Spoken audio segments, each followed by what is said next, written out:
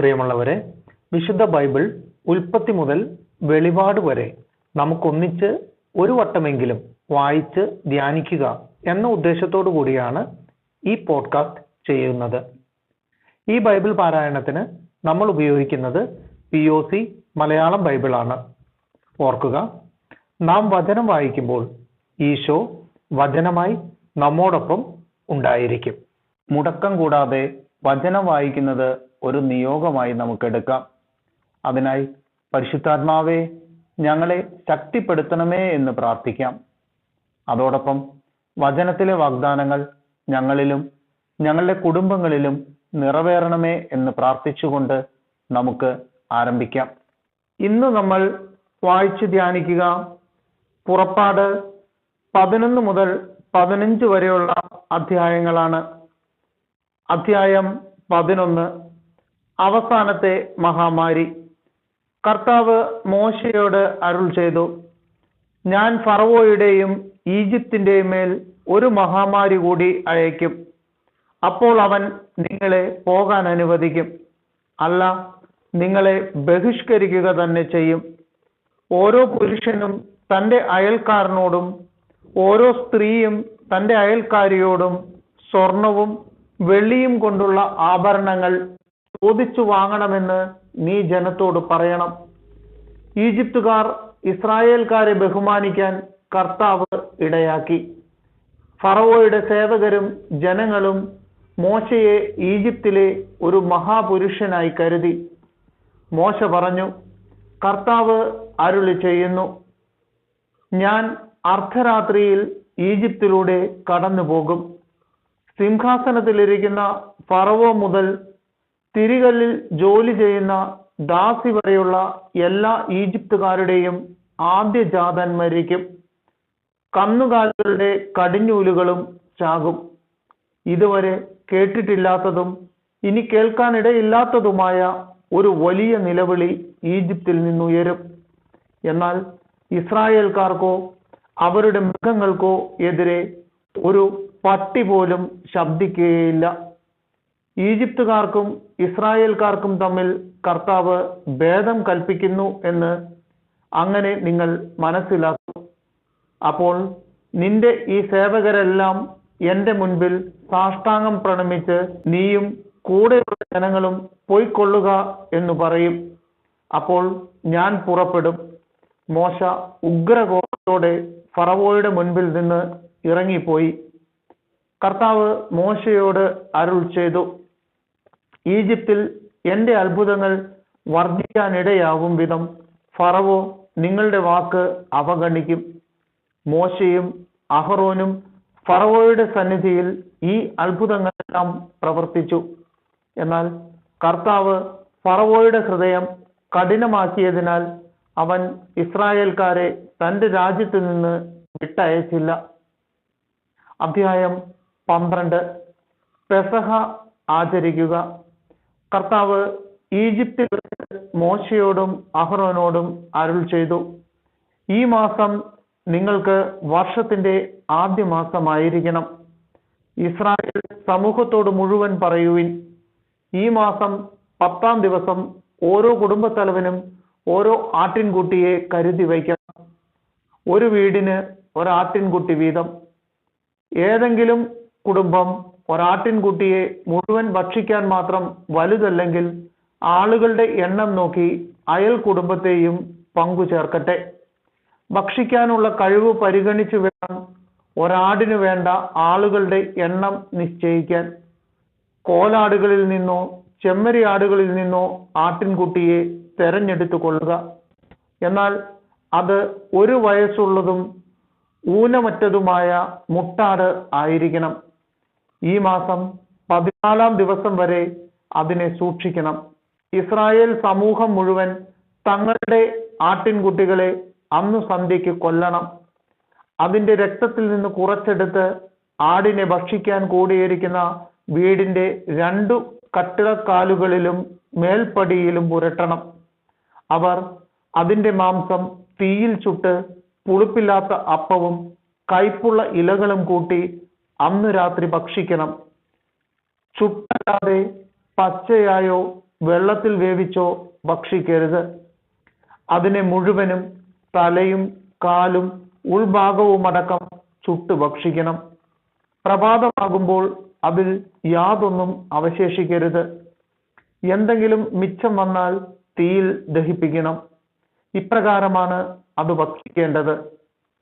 അരമുറുക്കി ചെരുപ്പുകൾ അണിഞ്ഞ് വടി കൈയിലേന്തി തിടുക്കത്തിൽ ഭക്ഷിക്കണം. കാരണം അത് കർത്താവിൻ്റെ പെസഹായാണ്. ആ രാത്രി ഞാൻ ഈജിപ്തിലൂടെ കടന്നു പോകും. ഈജിപ്തിലെ മനുഷ്യരുടെയും മൃഗങ്ങളുടെയും ആദിജാതരെയെല്ലാം ഞാൻ സംഹരിക്കും. ഈജിപ്തിലെ ദേവന്മാർക്കെല്ലാം എതിരായി ഞാൻ ശിക്ഷാവിധി നടത്തും. ഞാനാണ് കർത്താവ്. കട്ടിലയിലുള്ള രക്തം നിങ്ങൾ ആ വീട്ടിൽ താമസിക്കുന്നു എന്നതിൻ്റെ അടയാളമായിരിക്കും. അത് കാണുമ്പോൾ ഞാൻ നിങ്ങളെ കടന്നു പോകും. ഞാൻ ഈജിപ്തിനെ പ്രഹരിക്കുമ്പോൾ ആ ശിക്ഷ നിങ്ങളെ ബാധിക്കുകയില്ല. ഈ ദിവസം നിങ്ങൾക്ക് ഒരു സ്മരണാ ദിനമായിരിക്കട്ടെ. ഇത് തലമുറ തോറും കർത്താവിൻ്റെ തിരുനാളായി നിങ്ങൾ ആചരിക്കണം. ഇത് നിങ്ങൾക്ക് എന്നേക്കും ഒരു കൽപ്പനയായിരിക്കും. പുളിപ്പില്ലാത്ത അപ്പം. നിങ്ങൾ 7 ദിവസം പുളിപ്പില്ലാത്ത അപ്പം ഭക്ഷിക്കണം. 1-ാം ദിവസം തന്നെ നിങ്ങളുടെ വീടുകളിൽ നിന്ന് പുളിമാവ് നീക്കം ചെയ്യണം.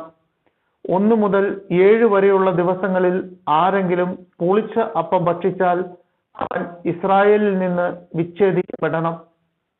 1-ാം ദിവസവും 7-ാം ദിവസവും നിങ്ങൾ വിശുദ്ധ സമ്മേളനം വിളിച്ചു കൂട്ടണം. ആ ദിവസങ്ങളിൽ വേല ചെയ്യരുത്. എന്നാൽ ഭക്ഷിക്കാനുള്ളത് പാകം ചെയ്യാം. പുളിപ്പില്ലാത്ത അപ്പത്തിന്റെ തിരുനാൾ നിങ്ങൾ ആചരിക്കണം. കാരണം ഈ ദിവസമാണ് ഞാൻ നിങ്ങളുടെ വ്യൂഹങ്ങളെ ഈജിപ്തിൽ നിന്ന് പുറത്തു കൊണ്ടുവന്നത്. നിങ്ങൾ തലമുറ തോറും ഈ ദിവസം ആചരിക്കണം.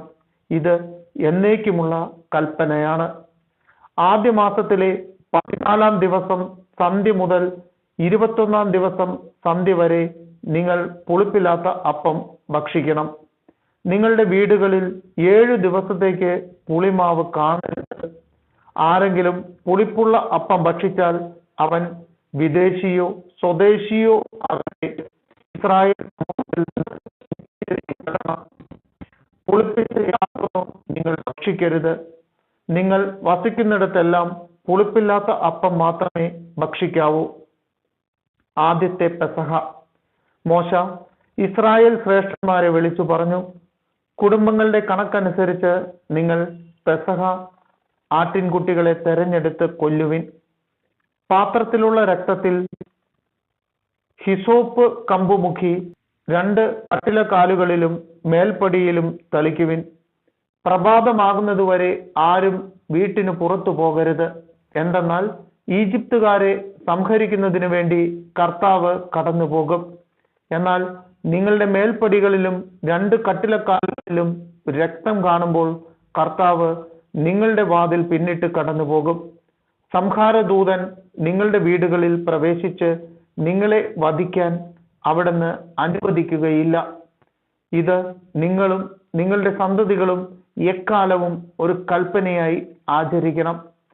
കർത്താവ് തന്റെ വാഗ്ദാനം അനുസരിച്ച് നിങ്ങൾക്ക് തരുന്ന സ്ഥലത്ത് ചെന്നു ചേർന്നതിന് ശേഷവും ഈ കർമ്മം ആചരിക്കണം. ഇതിന്റെ അർത്ഥം എന്താണെന്ന് നിങ്ങളുടെ മക്കൾ ചോദിക്കുമ്പോൾ പറയണം. ഇത് കർത്താവിന് അർപ്പിക്കുന്ന പെസഹ ബലിയാണ്.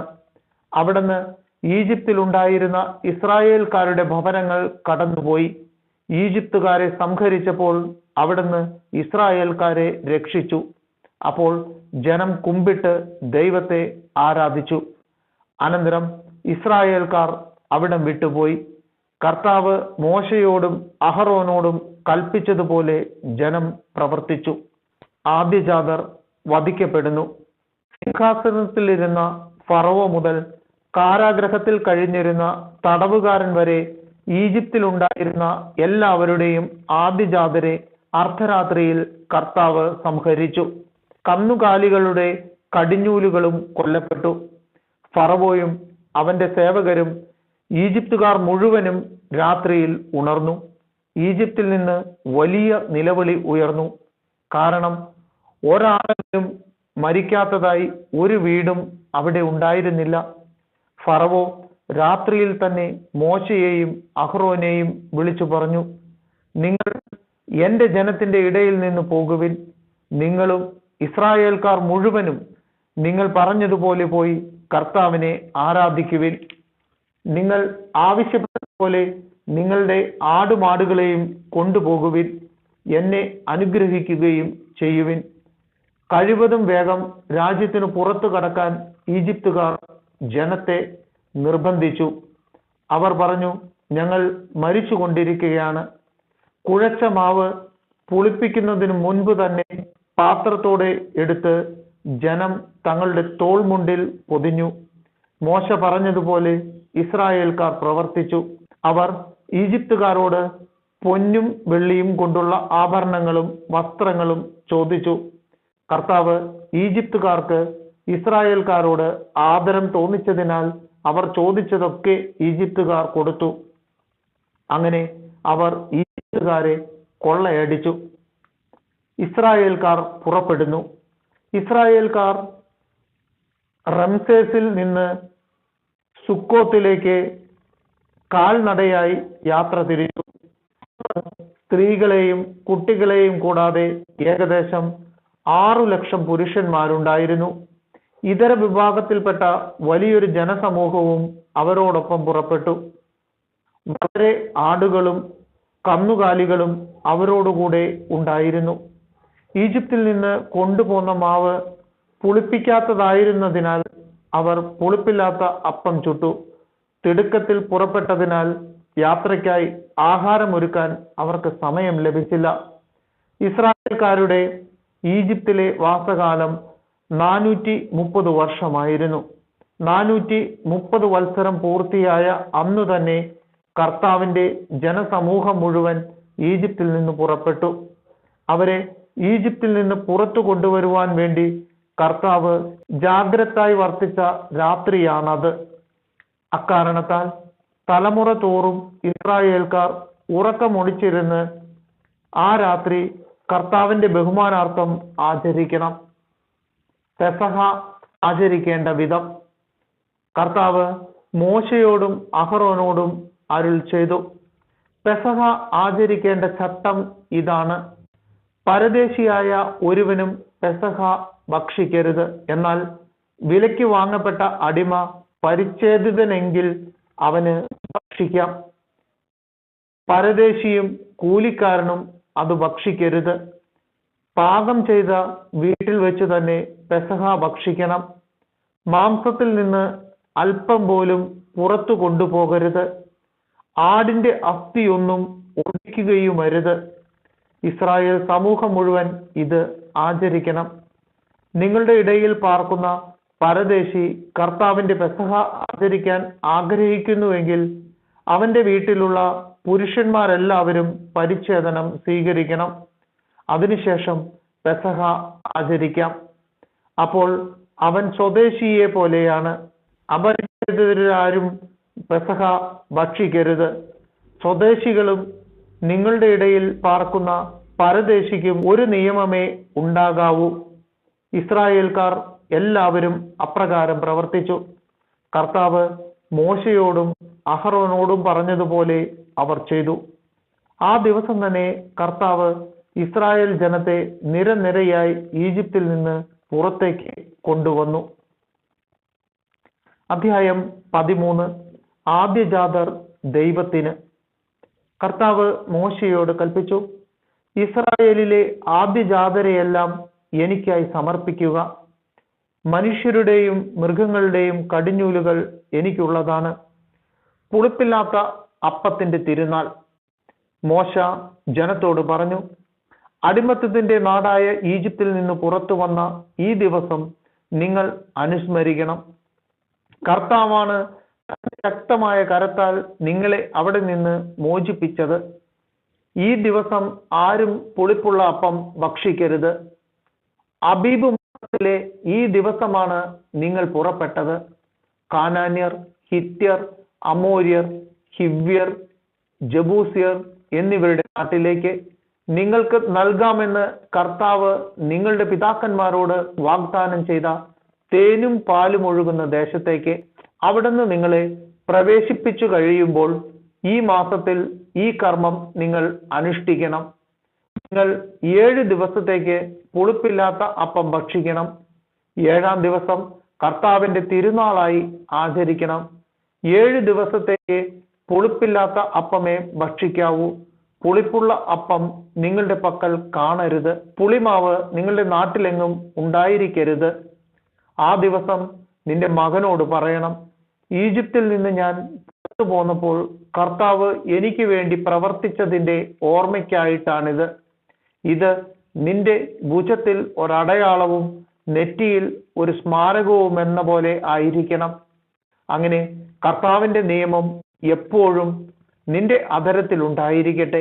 എന്തെന്നാൽ ശക്തമായ കരത്താലാണ് കർത്താവ് നിങ്ങളെ ഈജിപ്തിൽ നിന്ന് മോചിപ്പിച്ചത്.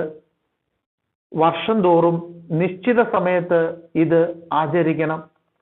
ആദ്യജാതരുടെ സമർപ്പണം. നിങ്ങളോടും നിങ്ങളുടെ പിതാക്കന്മാരോടും വാഗ്ദാനം ചെയ്തതുപോലെ കർത്താവ് നിങ്ങളെ കാനാൻ ദേശത്ത് പ്രവേശിപ്പിക്കുകയും അവിടം നിങ്ങൾക്ക് നൽകുകയും ചെയ്യുമ്പോൾ നിങ്ങളുടെ എല്ലാ ആദ്യജാതരെയും കർത്താവിന് സമർപ്പിക്കണം. മൃഗങ്ങളുടെ കടിഞ്ഞൂലുകളിലും ആൺകുട്ടികൾ കർത്താവിനുള്ളതായിരിക്കും. എന്നാൽ ഒരു ആട്ടിൻകുട്ടിയെ പകരം കൊടുത്ത് കഴുതയുടെ കടിഞ്ഞൂലിനെ വീണ്ടെടുക്കാം. വീണ്ടെടുക്കുന്നില്ലെങ്കിൽ അതിന്റെ കഴുത്ത് ഞെരിച്ച് കൊന്നുകളയണം. നിങ്ങളുടെ മക്കളിൽ ആദ്യജാതരെയെല്ലാം വീണ്ടെടുക്കണം. ഇതിന്റെ അർത്ഥം എന്താണെന്ന് പിൽക്കാലത്ത് നിന്റെ മകൻ ചോദിച്ചാൽ നീ പറയണം, അടിമത്തത്തിന്റെ നാടായ ഈജിപ്തിൽ നിന്ന് കർത്താവ് തന്റെ ശക്തമായ കരത്താൽ നമ്മെ മോചിപ്പിച്ചു. നമ്മെ വിട്ടയക്കാൻ ഫറവോ വിസമ്മതിച്ചപ്പോൾ ഈജിപ്തിലെ ആദ്യജാതരെ, മനുഷ്യരുടെയും മൃഗങ്ങളുടെയും കടിഞ്ഞൂലുകളെയെല്ലാം കർത്താവ് സംഹരിച്ചു. അതിനാലാണ് മൃഗങ്ങളുടെ കടിഞ്ഞൂലുകളിൽ ആൺകുട്ടികളെയെല്ലാം ഞാൻ കർത്താവിന് ബലിയർപ്പിക്കുന്നത്. എന്നാൽ എന്റെ കടിഞ്ഞൂൽ പുത്രന്മാരെ ഞാൻ വീണ്ടെടുക്കുന്നു. അത് നിന്റെ ഭുജത്തിൽ ഒരടയാളവും നെറ്റിയിൽ ഒരു സ്മാരകവും എന്ന പോലെ ആയിരിക്കണം. എന്തെന്നാൽ തന്റെ ശക്തമായ കരത്താൽ കർത്താവ് നമ്മെ ഈജിപ്തിൽ നിന്ന് പുറത്തേക്ക് കൊണ്ടുവന്നു. മേഘസ്തംഭവും അഗ്നിസ്തംഭവും. ഫറവോ ജനത്തെ വിട്ടയച്ചപ്പോൾ ഫിലിസ്ത്യരുടെ ദേശത്തു കൂടിയുള്ള വഴിയായിരുന്നു എളുപ്പമെങ്കിലും അതിലെയല്ല ദൈവം അവരെ നയിച്ചത്. കാരണം യുദ്ധം ചെയ്യേണ്ടി വരുമോ എന്ന് ഭയപ്പെട്ട് മനസ്സുമാറി ജനം ഈജിപ്തിലേക്ക് മടങ്ങിയേക്കുമെന്ന് അവിടുന്ന് വിചാരിച്ചു. ദൈവം ജനത്തെ മരുഭൂമിയിലുള്ള വഴിയിലേക്ക് തിരിച്ചുവിട്ട് ചെങ്കടലിന് നേരെ നയിച്ചു. അവർ ഈജിപ്തിൽ നിന്ന് പുറത്തേക്ക് പോയത് ആയുധധാരികളായിട്ടാണ്. ജോസഫ് ഇസ്രായേൽക്കാരെ കൊണ്ട് സത്യം ചെയ്യിച്ചിരുന്നതനുസരിച്ച് മോശ ജോസഫിന്റെ അസ്ഥികളും കൂടെ കൊണ്ടുപോയി. ജോസഫ് അവരോട് പറഞ്ഞിരുന്നു, ദൈവം തീർച്ചയായും നിങ്ങളെ സന്ദർശിക്കും. അപ്പോൾ എന്റെ അസ്ഥികൾ ഇവിടെ നിന്ന് നിങ്ങളുടെ കൂടെ കൊണ്ടുപോകണം. അവർ സുക്കോത്തിൽ നിന്ന് മുൻപോട്ട് നീങ്ങി മരുഭൂമിയുടെ അരികിലുള്ള ഏത്താമിൽ കൂടാരമടിച്ചു. അവർക്ക് രാവും പകലും യാത്ര ചെയ്യാനാവും വിധം പകൽ വഴി കാട്ടാൻ ഒരു മേഘസ്തംഭത്തിലും രാത്രിയിൽ പ്രകാശം നൽകാൻ ഒരു അഗ്നിസ്തംഭത്തിലും കർത്താവ് അവർക്ക് മുൻപേ പോയിരുന്നു. പകൽ മേഘസ്തംഭമോ രാത്രി അഗ്നിസ്തംഭമോ അവരുടെ മുൻപിൽ നിന്ന് മാറിയില്ല. അധ്യായം 14. ചെങ്കടൽ കടക്കുന്നു. കർത്താവ് മോശയോട് അരുൾ ചെയ്തു, ഇസ്രായേൽക്കാരോട് പറയുക, നിങ്ങൾ പിന്തിരിഞ്ഞ് പിഹഹിറോത്തിന് മുൻപിൽ മിഗ്ദോലിലും കടലിനും മധ്യേ ബാൽസെഫോന്റെ എതിർവശത്ത് പാളയമടിക്കുവിൻ. പാളയമടിക്കുന്നത് കടലിനടുത്തായിരിക്കണം. അപ്പോൾ ഫറവോ ഇസ്രായേൽക്കാരെ കുറിച്ച് പറയും, അവർ ഇതാ നാട്ടിൽ അലഞ്ഞു തിരിയുന്നു, മരുഭൂമി അവരെ കുടുക്കിലാക്കിയിരിക്കുന്നു. ഇസ്രായേൽക്കാരെ അനുധാവനം ചെയ്യത്തക്ക വിധം ഫറവോയെ ഞാൻ കഠിനചിത്തനാക്കും. ഫറവോയുടെയും അവന്റെ സൈന്യങ്ങളുടെയും മേൽ ഞാൻ മഹത്വം വരിക്കും. ഞാനാണ് കർത്താവ് എന്ന് അപ്പോൾ ഈജിപ്തുകാർ മനസ്സിലാക്കും. കർത്താവ് പറഞ്ഞതുപോലെ ഇസ്രായേൽക്കാർ പ്രവർത്തിച്ചു. ഇസ്രായേൽക്കാർ പോയ വിവരം ഈജിപ്ത് രാജാവ് അറിഞ്ഞപ്പോൾ അവനും സേവകർക്കും അവരോടുണ്ടായിരുന്ന മനോഭാവം മാറി. അവർ പറഞ്ഞു, നാം എന്താണ് ഈ ചെയ്തത്? നമ്മുടെ അടിമകളായ ഇസ്രായേൽക്കാരെ വിട്ടയച്ചിരിക്കുന്നു. ഫറവോ തന്റെ രഥമൊരുക്കി സൈന്യങ്ങളെ സജ്ജമാക്കി. ഏറ്റവും മികച്ച 600 രഥങ്ങളും ഈജിപ്തിലെ മറ്റെല്ലാ രഥങ്ങളും അവയുടെ നായകന്മാരെയും അവൻ കൂടെ കൊണ്ടുപോയി. ഈജിപ്തിലെ രാജാവായ ഫറവോയെ കർത്താവ് കഠിനചിത്തനാക്കി. ധൈര്യപൂർവം മുന്നോട്ട് പോയിക്കൊണ്ടിരുന്ന ഇസ്രായേൽക്കാരെ ഈജിപ്തുകാർ പിന്തുടർന്നു. ഫറവോയുടെ തേരുകളും കുതിരകളും കുതിരപ്പടയാളികളും സൈന്യം മുഴുവനും കടൽ തീരത്ത് പിഹഹിറോത്തിന് അരികെ ബാൽ സെഫോന്റെ എതിർവശത്ത് പാളയമടിച്ച ഇസ്രായേൽക്കാരുടെ സമീപം എത്തിച്ചേർന്നു. ഫറവോ സമീപിച്ചു കൊണ്ടിരുന്നപ്പോൾ ഇസ്രായേൽ ജനം കണ്ണുകൾ ഉയർത്തി നോക്കി. തങ്ങളെ പിന്തുടരുന്ന ഈജിപ്തുകാരെ അവർ കണ്ടു. ഭയവിഹ്വലരായ ഇസ്രായേൽക്കാർ കർത്താവിനെ വിളിച്ചു പ്രാർത്ഥിച്ചു. അവർ മോശയോട് ചോദിച്ചു, ഈജിപ്തിൽ ശവക്കുഴികൾ ഇല്ലാഞ്ഞിട്ടാണോ നീ ഞങ്ങളെ മരുഭൂമിയിൽ കിടന്ന് മരിക്കാൻ കൂട്ടിക്കൊണ്ടുവന്നിരിക്കുന്നത്? നീ എന്താണ് ഞങ്ങളോട് ചെയ്തിരിക്കുന്നത്? ഈജിപ്തിൽ നിന്ന് എന്തിനാണ് ഞങ്ങളെ പുറത്തു കൊണ്ടുവന്നത്? ഞങ്ങളെ തനിയെ വിട്ടേക്കൂ, ഞങ്ങൾ ഈജിപ്തുകാർക്ക് വേല ചെയ്ത് കഴിഞ്ഞുകൊള്ളാം എന്ന് ഈജിപ്തിൽ വെച്ച് ഞങ്ങൾ നിന്നോട് പറഞ്ഞതല്ലേ? ഈജിപ്തുകാർക്ക് അടിമവേല ചെയ്യുകയായിരുന്നു മരുഭൂമിയിൽ കിടന്ന് മരിക്കുന്നതിനേക്കാൾ മെച്ചം. മോശ ജനത്തോട് പറഞ്ഞു, നിങ്ങൾ ഭയപ്പെടാതെ ഉറച്ചു നിൽക്കുവിൻ. നിങ്ങൾക്ക് വേണ്ടി ഇന്ന് കർത്താവ് ചെയ്യാൻ പോകുന്ന രക്ഷാകൃത്യം നിങ്ങൾ കാണും. ഇന്ന് കണ്ട ഈജിപ്തുകാരെ ഇനിമേൽ നിങ്ങൾ കാണുകയില്ല. കർത്താവ് നിങ്ങൾക്ക് വേണ്ടി യുദ്ധം ചെയ്തു കൊള്ളും. നിങ്ങൾ ശാന്തരായിരുന്നാൽ മതി. കർത്താവ് മോശയോട് പറഞ്ഞു, നീ എന്തിന് എന്നെ വിളിച്ചു കരയുന്നു? മുൻപോട്ട് പോകാൻ ഇസ്രായേൽക്കാരോട് പറയുക. നിന്റെ വടി കയ്യിലെടുത്ത് കടലിന് മീതെ നീട്ടി അതിനെ വിഭജിക്കുക. ഇസ്രായേൽക്കാർ കടലിന് നടുവേ വരണ്ട നിലത്തിലൂടെ കടന്നു പോകട്ടെ. ഞാൻ ഈജിപ്തുകാരെ കഠിനചിത്തരാക്കും. അവർ നിങ്ങളെ പിന്തുടരും. ഞാൻ ഫറവോയുടെയും അവന്റെ സൈന്യങ്ങളുടെയും തേരുകളുടെയും കുതിരപ്പടയാളികളുടെയും മേൽ മഹത്വം നേടും. ഫറവോയുടെയും അവന്റെ രഥങ്ങളുടെയും അശ്വസേനയുടെയും മേൽ ഞാൻ മഹത്വം വരിക്കുമ്പോൾ ഞാനാണ് കർത്താവെന്ന് ഈജിപ്തുകാർ മനസ്സിലാക്കും. ഇസ്രായേൽ ജനത്തിന്റെ മുൻപേ പോയിക്കൊണ്ടിരുന്ന ദൈവദൂതൻ അവിടെ നിന്നു മാറി അവരുടെ പിൻപേ പോകാൻ തുടങ്ങി. മേഘസ്തംഭവും മുൻപിൽ നിന്നു മാറി പിൻപിൽ വന്നു നിന്നു. അത് ഈജിപ്തുകാരുടെയും ഇസ്രായേൽക്കാരുടെയും പാളയങ്ങൾക്കിടയിൽ വന്നു നിന്നു. മേഘം ഇരുട്ട് നിറഞ്ഞതായിരുന്നു. അതിനാൽ ഒരു കൂട്ടർക്ക് മറ്റവരെ സമീപിക്കാനാവാതെ രാത്രി കഴിഞ്ഞു. മോശ കടലിനു മീതെ കൈനീട്ടി.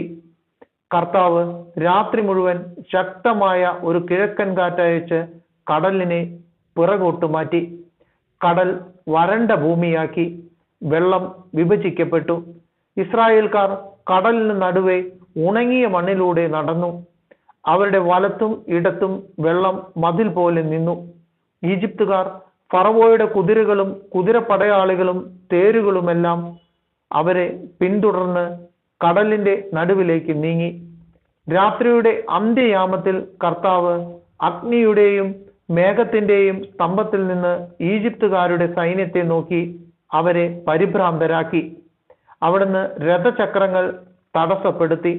തന്മൂലം ഗതി ദുഷ്കരമായി. അപ്പോൾ ഈജിപ്തുകാർ പറഞ്ഞു, ഇസ്രായേൽക്കാരിൽ നിന്ന് നമുക്ക് ഓടി രക്ഷപ്പെടാം. കർത്താവ് അവർക്ക് വേണ്ടി ഈജിപ്തിനെതിരെ യുദ്ധം ചെയ്യുന്നു. അപ്പോൾ കർത്താവ് മോശയോട് പറഞ്ഞു, നിന്റെ കരം കടലിനു മീതെ നീട്ടുക. വെള്ളം മടങ്ങി വന്ന് ഈജിപ്തുകാരെയും അവരുടെ തേരുകളെയും കുതിരപ്പടയാളികളെയും മൂടട്ടെ. മോശ കടലിനു മീതെ കൈനീട്ടി. പ്രഭാതമായപ്പോഴേക്ക് കടൽ പൂർവസ്ഥിതിയിലായി. ഈജിപ്തുകാർ പിന്തിരിഞ്ഞോടിയത് അതിനു മധ്യത്തിലേക്കാണ്. അങ്ങനെ കർത്താവ് ഈജിപ്തുകാരെ നടുക്കടലിൽ ആഴ്ത്തി. ഇസ്രായേൽക്കാരെ പിന്തുടർന്ന് കടലിലിറങ്ങിയ തേരുകളെയും കുതിരപ്പടയാളികളെയും ഫറവോയുടെ സൈന്യം മുഴുവനെയും കടൽ വെള്ളം മൂടിക്കളഞ്ഞു. അവരിൽ ആരും അവശേഷിച്ചില്ല. എന്നാൽ ഇസ്രായേൽക്കാർ കടലിന് നടുവെ വരണ്ട ഭൂമിയിലൂടെ നടന്നുപോയി. അവരുടെ വലത്തും ഇടത്തും വെള്ളം മതിൽ പോലെ നിലകൊണ്ടു. അങ്ങനെ ആ ദിവസം കർത്താവ് ഇസ്രായേൽക്കാരെ ഈജിപ്തുകാരിൽ നിന്ന് രക്ഷിച്ചു. ഈജിപ്തുകാർ കടൽ തീരത്ത് മരിച്ചു കിടക്കുന്നത് ഇസ്രായേൽക്കാർ കണ്ടു. കർത്താവ് ഈജിപ്തുകാർക്കെതിരെ ഉയർത്തിയ ശക്തമായ കരം ഇസ്രായേൽക്കാർ കണ്ടു. ജനം കർത്താവിനെ ഭയപ്പെട്ടു. കർത്താവിനെയും അവിടുത്തെ ദാസനായ മോശയെയും വിശ്വസിക്കുകയും ചെയ്തു. അധ്യായം 15. മോശയുടെ കീർത്തനം. മോശയും ഇസ്രായേൽക്കാരും കർത്താവിനെ സ്തുതിച്ചുകൊണ്ട് ഈ ഗാനം ആലപിച്ചു. കർത്താവിനെ ഞാൻ പാടി സ്തുതിക്കും, എന്തെന്നാൽ അവിടുന്ന് മഹത്വപൂർണമായ വിജയം നേടിയിരിക്കുന്നു. കുതിരയെയും കുതിരക്കാരനെയും അവിടുന്ന് കടലിലെറിഞ്ഞു. കർത്താവ് എന്റെ ശക്തിയും സംരക്ഷകനുമാകുന്നു. അവിടുന്ന് എനിക്ക് രക്ഷയായി ഭവിച്ചിരിക്കുന്നു. അവിടുന്നാണ് എന്റെ ദൈവം, ഞാൻ അവിടുത്തെ സ്തുതിക്കും. അവിടുന്നാണ് എന്റെ പിതാവിന്റെ ദൈവം, ഞാൻ അവിടുത്തെ കീർത്തിക്കും. കർത്താവ് യോദ്ധാവാകുന്നു, കർത്താവ് എന്നാകുന്നു അവിടുത്തെ നാമം. ഫറവോയുടെ രഥങ്ങളെയും സൈന്യത്തെയും അവിടുന്ന് കടലിൽ ആഴ്ത്തി. അവന്റെ ധീരമായ സൈന്യാധിപർ ചെങ്കടലിൽ മുങ്ങി മരിച്ചു. ആഴമേറിയ ജലം അവരെ മൂടി. അഗാധതയിലേക്ക് കല്ലുപോലെ അവർ താണു. കർത്താവെ, അങ്ങയുടെ വലതു കൈ ശക്തിയാൽ മഹത്വമാർന്നിരിക്കുന്നു. കർത്താവെ, അങ്ങയുടെ വലതു കൈ ശത്രുവിനെ ചിതറിച്ചിരിക്കുന്നു. അനന്ത മഹിമയാൽ അങ്ങ് എതിരാളികളെ തകർക്കുന്നു. കോപാഗ്നി അയച്ച് വൈക്കോൽ എന്ന പോലെ അവരെ ദഹിപ്പിക്കുന്നു. അങ്ങയുടെ നിശ്വാസത്താൽ ജലം കുന്നുകൂടി. പ്രവാഹങ്ങൾ നിശ്ചലമായി. കടലിന്റെ ആഴങ്ങൾ ഉറഞ്ഞ് കട്ടിയായി. ശത്രു പറഞ്ഞു, ഞാൻ അവരെ പിന്തുടർന്ന് പിടികൂടും. അവരുടെ വസ്തുക്കൾ ഞാൻ കൊള്ളയടിച്ച് പങ്കുവയ്ക്കും. എന്റെ അഭിലാഷം ഞാൻ പൂർത്തിയാക്കും. ഞാൻ വാളൂരും. എന്റെ കരം അവരെ സംഹരിക്കും. നിന്റെ കാറ്റ് നീ വീശി കടൽ അവരെ മൂടി. ഈയക്കട്ടകൾ പോലെ അവർ ആഴിയുടെ ആഴത്തിലേക്ക് താണു. കർത്താവെ, ദേവന്മാരിൽ അങ്ങയ്ക്ക് തുല്യനായി ആരുണ്ട്? കർത്താവെ, വിശുദ്ധിയാൽ മഹത്വപൂർണനും ശക്തമായ പ്രവർത്തനങ്ങളിൽ ഭീതിതനും അത്ഭുതങ്ങൾ പ്രവർത്തിക്കുന്നവനുമായ അങ്ങയ്ക്ക് തുല്യനായി ആരുണ്ട്? അങ്ങ് വലത്തുകൈ നീട്ടി ഭൂമി അവരെ വിഴുങ്ങി. അങ്ങ് വീണ്ടെടുത്ത ജനത്തെ കാരുണ്യത്തോടെ അങ്ങ് നയിച്ചു. അങ്ങയുടെ വിശുദ്ധ വസതിയിലേക്ക് ശക്തിയാൽ അവിടുന്ന് അവരെ നയിച്ചു. ഇത് കേട്ട ജനതകൾ ഭയന്നു വിറച്ചു. ഫിലിസ്ത്യർ ആകുലരായി. ഏദോം പ്രഭുക്കന്മാർ പരിഭ്രാന്തരായി. മൊവാബിലെ പ്രബലന്മാർ കിടിലം കൊണ്ടു. കാനാൻ നിവാസികൾ മൃതപ്രായരായി. അങ്ങയുടെ ജനം കടന്നു പോകുന്നതുവരെ, കർത്താവെ, അങ്ങ് വീണ്ടെടുത്ത ജനം കടന്നു പോകുന്നതുവരെ ഭീതിയും പരിഭ്രാന്തിയും അവരെ കീഴ്പ്പെടുത്തുന്നു. അങ്ങയുടെ കരത്തിന്റെ ശക്തി അവരെ ശിലാതുല്യം നിശ്ചലരാക്കുന്നു. കർത്താവെ, അങ്ങ് അവരെ കൊണ്ടുവന്ന് അങ്ങയുടെ വിശുദ്ധ മലയിൽ അങ്ങേക്ക് വസിക്കാനായി ഒരുക്കിയിരിക്കുന്ന സ്ഥലത്ത് അങ്ങയുടെ കരങ്ങൾ സ്ഥാപിച്ച വിശുദ്ധ മന്ദിരത്തിൽ അവരെ നട്ടുപിടിപ്പിക്കും. കർത്താവ് എന്നേക്കും രാജാവായി ഭരിക്കും. ഫറവോയുടെ കുതിരകൾ തേരുകളോടും പടയാളികളോടും ഒന്നിച്ച് കടലിലേക്ക് ഇറങ്ങിച്ചെന്നപ്പോൾ കർത്താവ് കടൽ വെള്ളം അവരുടെ മേൽ തിരികെ പായിച്ചു. എന്നാൽ ഇസ്രായേൽ ജനം കടലിന്റെ നടുവെ വരണ്ട ഭൂമിയിലൂടെ കടന്നുപോയി. അപ്പോൾ പ്രവാചികയും അഹ്റോന്റെ സഹോദരിയുമായ മിരിയാം തപ്പു കയ്യിലെടുത്തു. സ്ത്രീകളെല്ലാവരും തപ്പുകളെടുത്ത് നൃത്തം ചെയ്തുകൊണ്ട് അവളെ അനുഗമിച്ചു. മിരിയാം അവർക്ക് പാടിക്കൊടുത്തു, കർത്താവിനെ പാടി സ്തുതിക്കുവിൻ, എന്തെന്നാൽ അവിടുന്ന് മഹത്വപൂർണമായ വിജയം നേടിയിരിക്കുന്നു. കുതിരയെയും കുതിരക്കാരനെയും അവിടുന്ന് കടലിൽ എറിഞ്ഞു. മാറായിലെ ജലം. മോശ ഇസ്രായേൽക്കാരെ ചെങ്കടലിൽ നിന്ന് മുൻപോട്ട് നയിച്ചു. അവർ ഷൂർ മരുഭൂമിയിൽ പ്രവേശിച്ചു. മരുഭൂമിയിലൂടെ 3 ദിവസം യാത്ര ചെയ്തിട്ടും ഒരിടത്തും വെള്ളം കണ്ടെത്തിയില്ല. അവർ മാറ എന്ന സ്ഥലത്ത് വന്നു ചേർന്നു. അവിടുത്തെ വെള്ളം അവർക്ക് കുടിക്കാൻ കഴിഞ്ഞില്ല. അത് കയ്പുള്ളതായിരുന്നു. അക്കാരണത്താൽ ആ സ്ഥലത്തിന് മാറ എന്ന് പേര് നൽകപ്പെട്ടു. ജനം മോശയ്ക്കെതിരെ പിറുപിറുത്തു. ഞങ്ങൾ എന്തു കുടിക്കും? അവൻ കർത്താവിനെ വിളിച്ചപേക്ഷിച്ചു. അവിടുന്ന് അവന് ഒരു തടിക്കഷ്ണം കാണിച്ചു കൊടുത്തു. അത് വെള്ളത്തിലിട്ടപ്പോൾ വെള്ളം മധുരിച്ചു. അവിടെ വെച്ച് അവിടുന്ന് അവർക്ക് ഒരു നിയമം നൽകി. അവിടുന്ന് അവരെ പരീക്ഷിച്ചു. അവിടുന്ന് അരുൾ ചെയ്തു, നീ നിന്റെ ദൈവമായ കർത്താവിന്റെ സ്വരം ശ്രദ്ധാപൂർവം ശ്രവിക്കുകയും അവിടുത്തെ ദൃഷ്ടിയിൽ ശരിയായത് പ്രവർത്തിക്കുകയും അവിടുത്തെ കൽപ്പനകൾ അനുസരിക്കുകയും ചട്ടങ്ങൾ പാലിക്കുകയും ചെയ്താൽ ഞാൻ ഈജിപ്തുകാരുടെ മേൽ വരുത്തിയ മഹാമാരികളിൽ ഒന്നും നിന്റെ മേൽ വരുത്തുകയില്ല. ഞാൻ നിന്നെ സുഖപ്പെടുത്തുന്ന കർത്താവാണ്. അതിനുശേഷം അവർ ഏലിൻ ദേശത്ത് വന്നു. അവിടെ 12 നീരുറവകളും 70 ഈന്തപ്പനകളും ഉണ്ടായിരുന്നു. അവിടെ ജലാശയത്തിനു സമീപം അവർ പാളയമടിച്ചു.